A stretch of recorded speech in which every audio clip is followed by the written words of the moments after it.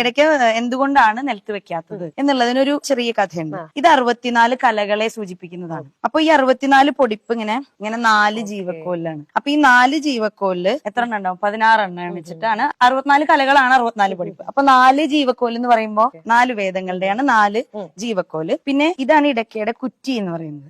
ഇവിടെ നമ്മള് താഴത്തേക്ക് പിടിക്കുമ്പോ ഹൈ പിച്ചിലേക്ക് പോകും, മുകളിലേക്ക് പിടിക്കുമ്പോൾ ലോ പിച്ചിലേക്ക് പോകും.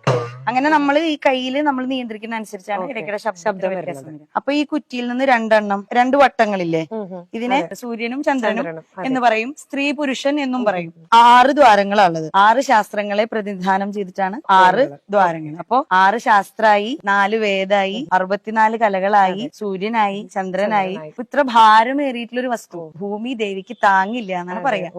അപ്പൊ അതുകൊണ്ട് ആകാശത്തിനും ഭൂമിക്കും ഇടയ്ക്ക് നിൽക്കുന്നത് കൊണ്ടാണ് ഇടയ്ക്ക എന്ന പേര് ഇതിന് വന്നത്.